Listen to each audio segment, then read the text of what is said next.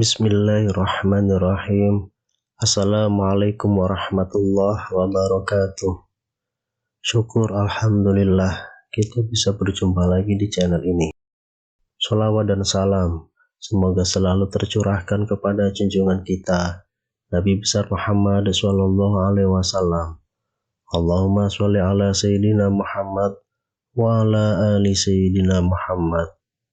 Harapan dan doa saya untuk saudaraku semua yang menonton video ini, semoga saudaraku semua selalu diberikan kesehatan oleh Allah, dimudahkan segala urusannya, dilapangkan rezekinya, diampuni segala dosanya.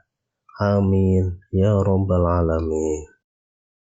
Sahabat beriman yang dirahmati Allah, ada sebuah maksiat yang banyak dilakukan oleh manusia, yang kebanyakan mereka tidak menyadari perbuatan ini dapat meruntuhkan semua ibadahnya, dapat tertolak semua ibadahnya kepada Allah Subhanahu wa Ta'ala. Walaupun dia seorang ahli ibadah sekalipun, ahli zikir, ahli puasa, ahli tahajud, akan tetapi kalau dia melakukan perbuatan ini, ibadahnya tidak diterima oleh Allah Subhanahu wa Ta'ala. Bahkan dia selalu di dalam murkanya Allah dan murkanya Rasulullah. Sebagaimana yang terdapat dalam kitab Al-Jawharul Mawhub wa Munbahjatul Qulub karya Allamah Syekh Ali bin Abdurrahman Al-Kalantani rahimahullah pada halaman 157. Di masa kenabian Nabi Muhammad SAW, dulu ada seorang lelaki bernama Alqamah. Dia seorang yang rajin dalam melaksanakan ibadah sholat, puasa, dan sedekah. Namun suatu waktu, dia jatuh sakit yang teramat parah. Tepatnya dalam keadaan sakaratul maut. Namun, entah kenapa, Alqamah yang taat itu kesulitan untuk melafalkan kalimat La ilaha illallah. Hingga sang istri meminta tolong pada seseorang untuk menemui Rasulullah untuk menyampaikan pesan tentang keadaan suaminya pada Rasulullah Shallallahu Alaihi Wasallam. Nabi pun mengutus Bilal, Ali, Salman, dan Ammar radhiyallahu anhu untuk datang ke rumah Alqamah. Di sana mereka menyaksikan betapa Alqamah dalam keadaan yang memprihatinkan. Mereka bertanya-tanya, bagaimana mungkin seorang yang taat pada Allah dan Rasulnya itu kesulitan dalam melafalkan kalimat La ilaha illallah. Lidah Alqamah seperti terkunci ketika akan melafalkan kalimat itu. Merasa khawatir, mereka kini mengutus Bilal untuk menyampaikan apa yang mereka saksikan kepada Rasulullah. Rasulullah pun bertanya, apakah Alqamah masih memiliki ayah dan ibu? Ayahnya sudah meninggal, tapi dia masih memiliki seorang ibu yang sudah renta. Jawab Bilal apa adanya. Baiklah, temuilah ibu Alqamah. Aku titip salam untuknya. Jika dia masih mampu berjalan, dia bisa menghadapku. Jika tidak bisa, maka aku yang akan ke sana. Rasulullah menitahkan itu pada Bilal. Sebagaimana yang dikatakan Rasulullah, Bilal menyampaikan itu pada ibu Alqamah tanpa menambah dan mengurangi. Lebih baik aku yang menemui Rasulullah, ucap ibu Alqamah. Meski sedikit tertatih-tatih dengan tongkat sebagai penyangga, ibu Alqamah menemui Rasulullah. Dia mengulurkan salam dan langsung disambut Rasulullah. Jadi, bisakah ibu menceritakan bagaimana keadaan Alqamah yang sebenarnya? Kenapa dia nampak kesulitan melafalkan kalimat La ilaha illallah? Padahal setahu saya, dia seorang hamba yang rajin, lagi taat. Rasulullah meminta penjelasan. Karena aku murka padanya, ya Rasulullah. Ibu Alqamah menjawab, adakah alasan kenapa engkau sampai murka? Karena Alqamah sudah menyakitiku. Dia lebih mengutamakan istri daripada ibunya. Dia berani menentangku demi menuruti keinginan istrinya.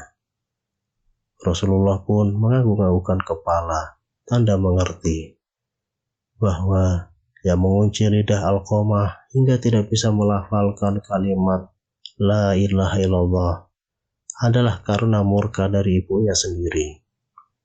Kemudian Rasulullah memanggil Bilal, menyuruh Bilal untuk mengumpulkan kayu sebanyak-banyaknya untuk membakar tubuh Alqamah.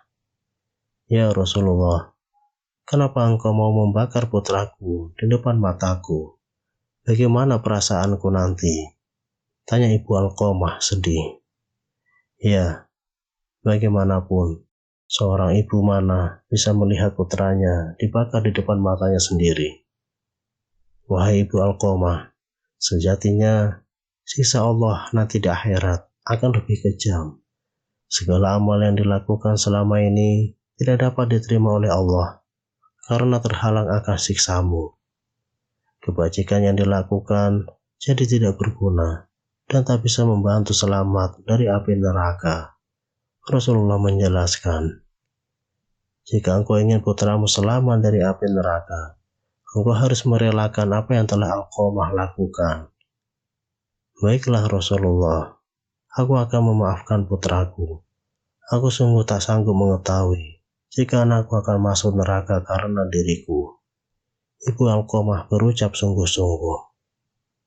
Rasulullah lalu memerintahkan Bilal untuk mengecek keadaan Alqamah, memastikan apakah Alqamah sudah bisa melafalkan kalimat La ilaha illallah atau belum.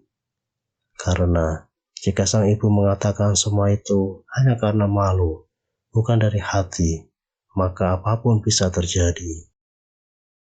Namun, ternyata ibu Alqamah sungguh tulus telah memaafkan putranya. Karena ketika Bilal sampai di pintu rumah Alqamah, dia mendengar Alqamah mengucapkan kalimat La ilaha illallah. Bilal lalu masuk dan memberitahu apa yang sebenarnya telah terjadi pada keadaan Alqamah itu. Tentang lidah Alqamah yang terkunci, tidak bisa mengucapkan kalimat syahadat karena mendapat murka dari ibunya. Bahwa segala amal yang dilakukan Alqamah tak dapat menolong karena murkanya seorang ibu kepada anaknya. Dan hari itu, setelah ibunya memaafkan Alqamah, dia pun kembali ke rahmatullah. Dia lalu dimandikan, dikafani, dan disolatkan oleh Rasulullah SAW. Setelah dikuburkan, Nabi Muhammad SAW berkata, wahai sahabat Muhajirin dan Ansor, barang siapa yang mengutamakan istrinya daripada ibunya, maka ia mendapat laknat dari Allah, para malaikat, dan sekalian manusia. Allah tidak akan menerima amalnya sedikit pun, kecuali kalau dia mau bertaubat dan berbuat baik pada ibunya, serta meminta ridhonya. Karena ridho Allah tergantung pada ridhonya, dan kemarahan Allah tergantung pada kemarahannya. Sahabat beriman yang dirahmati Allah, inilah dosa yang sangat besar yang dapat tertolak semua ibadah-ibadah yang lain, yaitu tidak mendapatkan keridhaan dari kedua orang tua, durhaka kepada ibu, dan durhaka kepada ayah. Pada akhirnya, kita hanya bisa memohon kepada Allah Subhanahu wa Ta'ala. Semoga Allah Subhanahu wa Ta'ala menyelamatkan kita semua, menyelamatkan orang-orang yang kita cintai dari termasuk ke dalam orang yang durhaka kepada orang tua. Amin ya rabbal alamin. Wallahu a'lam. Demikian yang bisa saya bagikan. Semoga bermanfaat untuk kita semua. Wassalamualaikum warahmatullahi wabarakatuh.